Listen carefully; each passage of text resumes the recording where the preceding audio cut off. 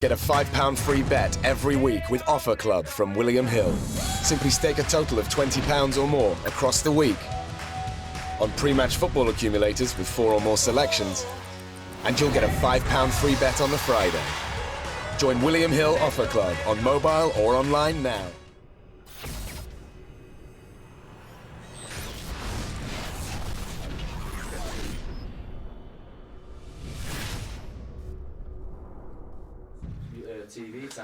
James Elder, IFL TV, in association with Matt Collins, Jim Marbella. With me, I've got Terry Flanagan after his WBO world title defence against Orlando Cruz. Congratulations on the win, Terry. Talk me through the fight a little bit.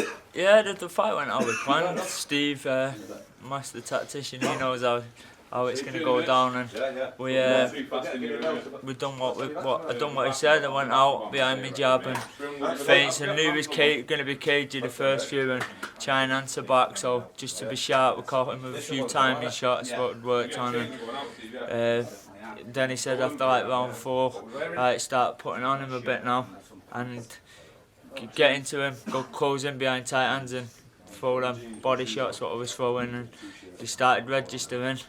And I knew as soon as I let my hands go and he covered up, it'd be the end because nothing was coming back. Big success with them body shots, as you said. Steve said to you beforehand that would be the case. So you must be pleased with the tactics and the way you implemented them. Yeah, I mean, and we knew. Steve said he'd be cagey first 2.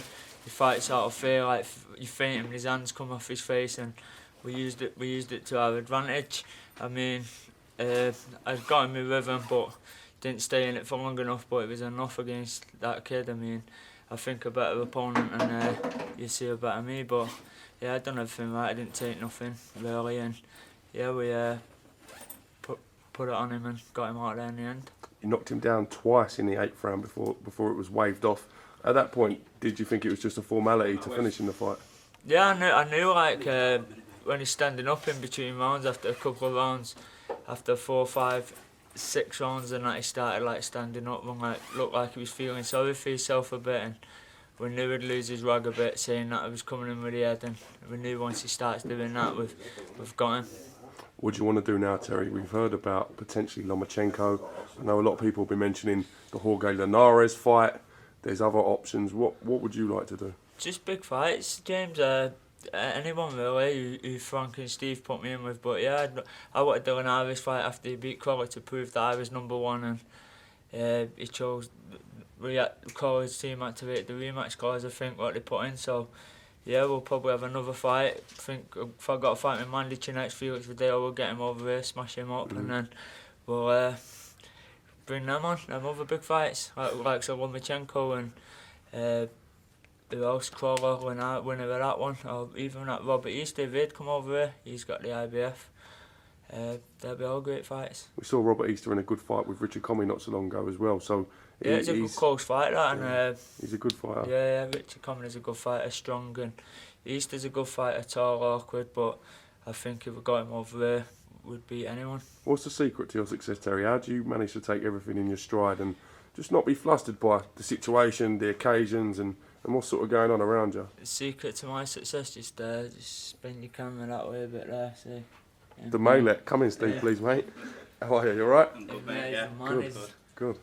He's a master. He knows me better than anyone. He knows me better than myself. I mean, he's got more confidence in me than I have in myself, and yeah, I love him to pieces. My mate first, and then now the best coach about in my eyes, and yeah, we'll go on and win more world titles together, 2 kids from Ancoats. We've seen a lot of trainers paying tribute to yourself recently as well about the work that you do with Terry. It's been an interesting journey since you've been working with him. What's the reason behind this sort of success? What do you put it down to? I think motivation at first, and I know they're the same words that get used a lot: determination, not giving up, having ambition, which is massive. And when I set out to do something, I'll do everything it takes to get there. And as soon as he started buying into what I was trying to do, then that's when we started working as a team. And if you're not both pushing in the same direction, you won't get nowhere. And when he seen what I was putting in, he started giving it back. He knows how driven I am, and I've put it into him, and he's the same now. How do you assess his performance tonight against Orlando Cruz? I thought he'd done what he had to do tonight.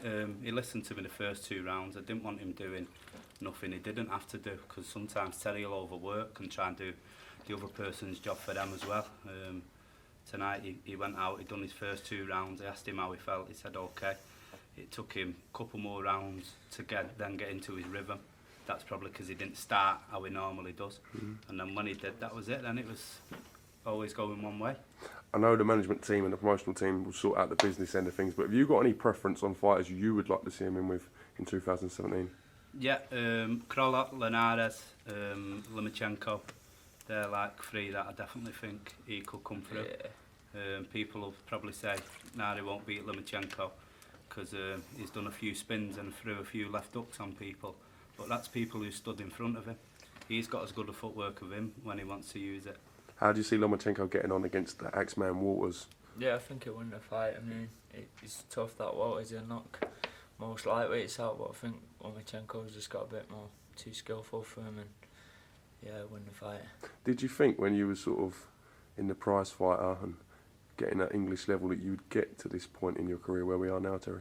No, probably not, James, but like I say, I was always happy to win a British title, but then when you win the British title, your goals change and you want more, and now I want even more, want to unify the division and then move up and win a world title at another weight. So yeah, hopefully keep looking for bigger and better things. Considering you was fighting at super featherweight, I was fighting at super bantamweight. at super bantamweight, to go up the stages and the weights that have you have is incredible. I'm matured into a man now. I mean, I'm a big lightweight. I could easily move up to light welterweight. Yeah, I'm comfy, strong at the weight, and yeah, I think it's time to probably get another defence at this, hopefully a unification fight, and then possibly move up and fight for Crawford's belt if he vacates. Rumours are that Crawford is going to go up in weight, so again that will leave a big opportunity there for someone to step up. Yeah, being lightweight champion, I think I automatically step into that. So yeah, that'd be a great opportunity.